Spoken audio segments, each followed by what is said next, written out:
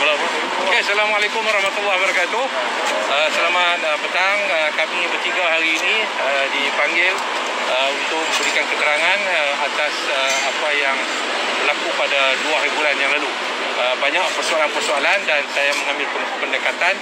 Sebahagian besarnya saya tidak menjawab kerana itu diizinkan oleh undang-undang melalui kanun keseksaan Seksyen 112.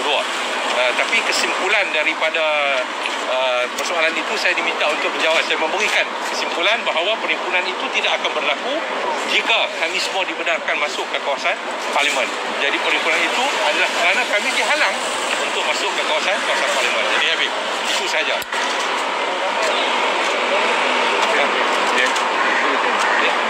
Baik, ini semua berlaku kerana kegagalan Perdana Menteri meletakkan jawatan dan telah membuat berbagai angkara dalam Parlimen,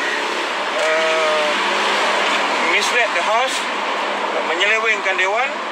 Lalu pada hari Isnin itu mereka terpaksa menutup Parlimen.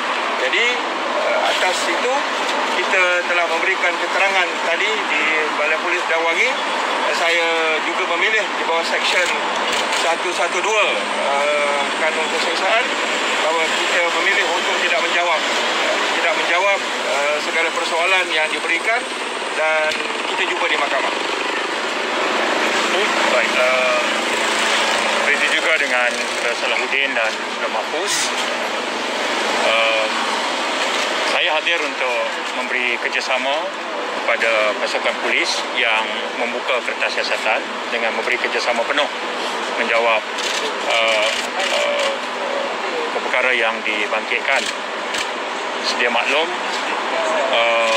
kenyataan saksi di bawah 112 memberikan kita juga peluang untuk memilih tidak menjawab ketika keterangan diambil. Kami memilih opsi itu. Dan kehadiran hari ini adalah sebahagian daripada siri panggilan yang dibuat ke atas ahli-ahli Parlimen dari blok pembangkang sejak beberapa hari yang lepas. Sebab itu tadi dalam mesyuarat Majlis Presiden Pakatan Harapan yang saya dan Saudara Salahuddin Ayub ikut hadir, kita membincangkan berkenaan dengan tindakan pasukan polis memanggil ahli-ahli Parlimen yang hadir di Dataran Merdeka pada hari Isnin lepas. Dan kita bersetuju untuk memberi kerjasama penuh kepada pasukan polis.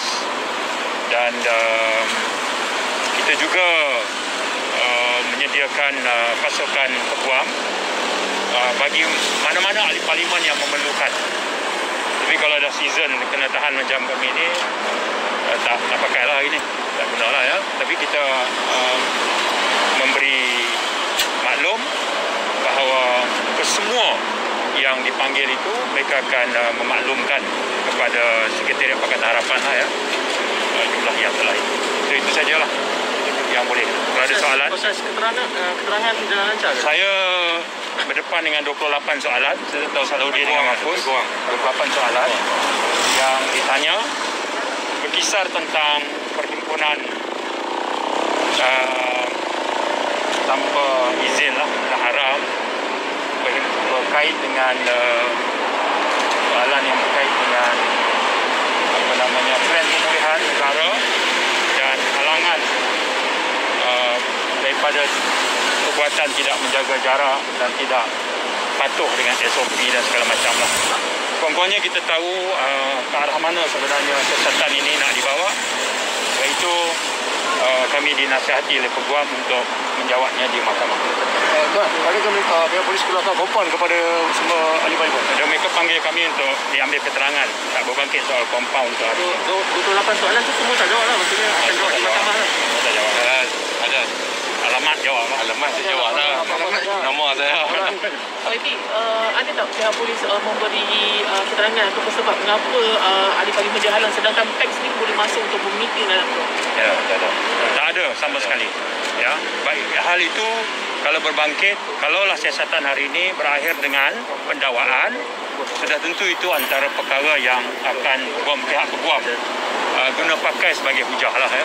Kita belum sampai tahap itu lagi. mungkin boleh bagi pandangan bagi sikit sidang parlimen ditangguhkan sehingga bulan 9. Kenapa perkara itu perlu berlaku? Adakah ada possibility untuk mencari nafas di bahasan ini? Ini tidak berkaitan dengan siasatan hari ini lah kan. Jelaslah ya. Yang kita boleh ikuti melalui kenyataan-kenyataan media ya. Yang pertama yang kita dah establish adalah blok pembangkang terdiri daripada PH, Muda, Pejuang, Warisan dan PSP itu intact numbersnya, iaitu 105. Okey. Kemudian kita juga ikuti 2 hari ini bahawa di pihak Ahli Parlimen UMNO yang pada 3 Ogos diumum oleh Presidennya dalam mesyuarat Majlis Tertinggi, 8 telah menghantar surat kepada Speaker dan kepada Istana, iaitu menarik sokongan kepada Perdana Menteri. Manakala semalam kita juga dipahamkan bahawa ada 5 lagi Ahli Parlimen UMNO menghantar surat penarikan sokongan kepada Tan Sri Muhyiddin kepada Speaker Parlimen. Kita establish fakta itu dulu ya.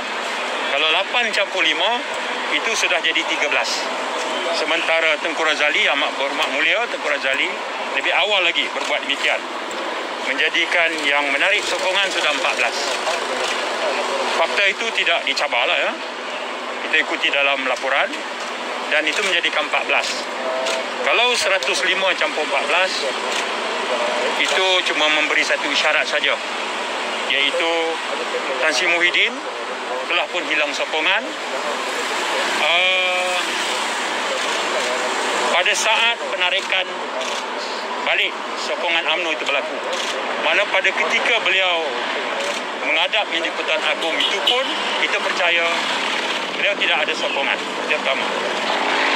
Hari ini kita mengikuti pula kenyataan media Datuk Seri Ismail Sabri, Timbalan Perdana Menteri, yang menyebut 31 Ahli Parlimen Barisan Nasional.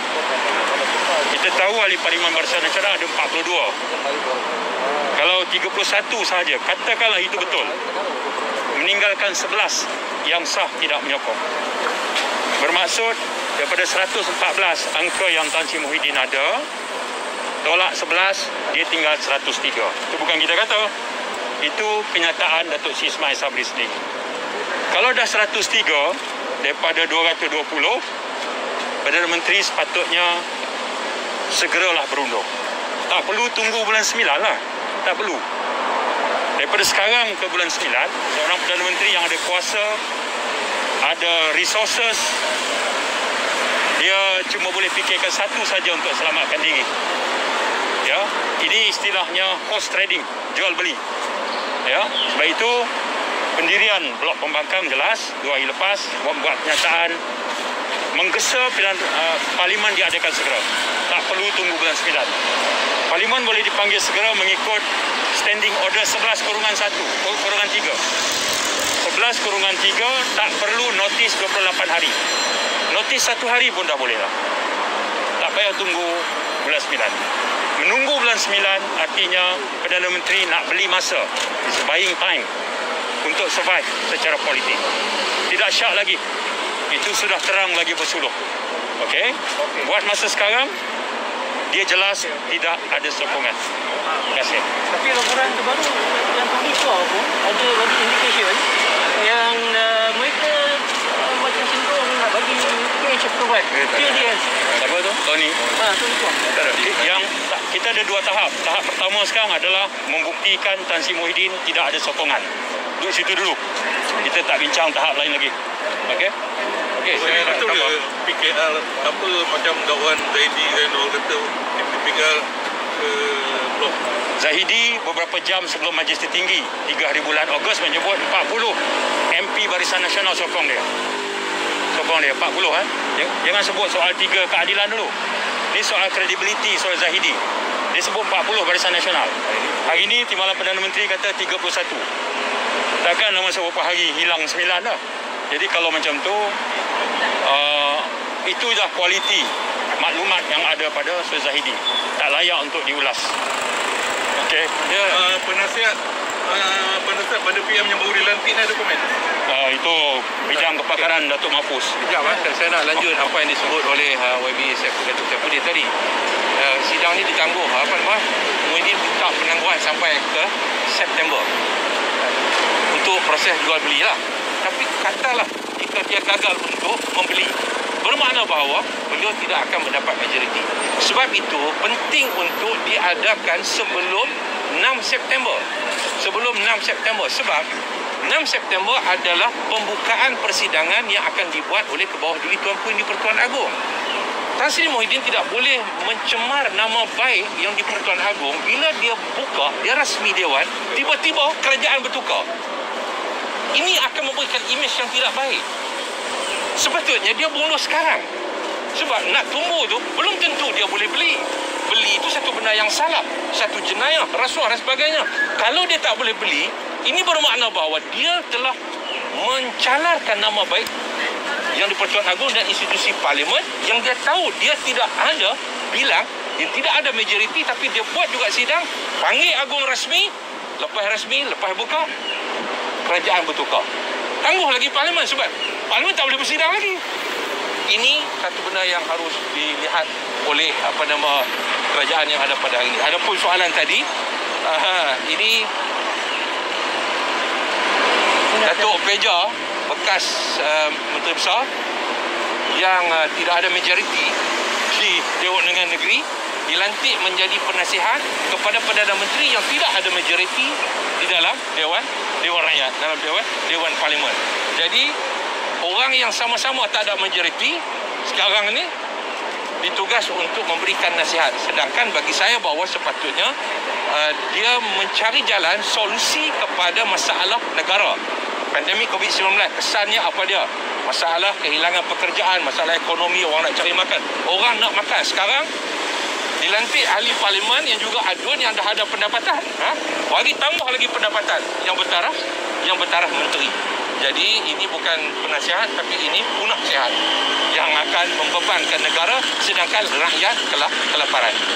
Maknanya bulan 9 nanti penggal baru parlimen kan? Ya, bulan 9 ni penggal baru parlimen yang sepatutnya bulan 3. Selalunya dia bulan Mac, tapi oleh kerana dia tangguh, dia bergerak kepada bulan 9. Jadi pembukaannya ialah oleh Bawah Duli Tuan Ku di Pertuan Agong. Jadi bila ini berlaku, bermakna bahawa kalau dia tak dapat juga majoriti, malulah yang di Pertuan Agong sebagai ketua negara datang berasmi, tiba-tiba kerajaan dia hilang. Kerajaan dia tidak ada majoriti. Apa akan jadi kepada negara? Apa akan jadi kepada maruah Tuan Ku yang di Pertuan Agong? Yang saya nak tambah pasal numbers tadi, ringkas saja. Dalam keadaan sekarang, kita ketahui secara sahih, mula-mula 8 ahli Parlimen UMNO hantar surat pada speaker. Semalam 5 lagi. Jadikan 13. Okey. Sebelum itu Tengku Razali hantar. Lepas Tengku Razali hantar, speaker membuat kenyataan. Tengku Razali, ahli Parlimen Bawah Musang, menulis dan memaklumkan kepada speaker. Baik. Speaker buat kenyataan. Bila 8 dan 5, 13 ahli Parlimen UMNO juga menulis surat pada speaker memaklumkan bahawa mereka menarik sokongan kepada Perdana Menteri, maka speaker sepatutnya mengeluarkan kenyataan telah menerima 13 surat daripada ahli Parlimen UMNO. Sebab speaker adalah otoriti yang paling legitimate dalam parlimen. Dia yang menerima surat 13. Dia sepatutnya mengeluarkan kenyataan, mengesahkan perkara itu. Buat masa ini, speaker tidak mengeluarkan sebarang kenyataan. Yang kita ketahui ialah melalui kenyataan ahli Parlimen UMNO yang mengatakan mereka telah mengutus kepada speaker. Jadi, yang kita mahukan adalah speaker mengeluarkan kenyataan, mengesahkan 13 telah menulis kepada dia. Jadi dengan sendirinya, dia akan memberikan satu mesej bahawa Perdana Menteri tidak ada sokongan. Sebab surat telah dihantar kepada speaker. Barangkali rakan-rakan media boleh bertanyakan soalan itu kepada speaker kita. Okey. Terima kasih banyak. Thank you.